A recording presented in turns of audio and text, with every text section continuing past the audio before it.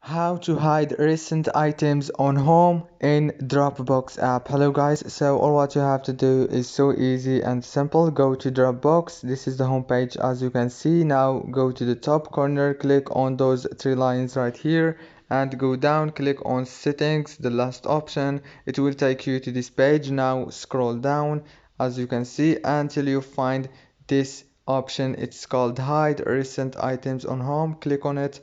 Now as you can see, they are hidden.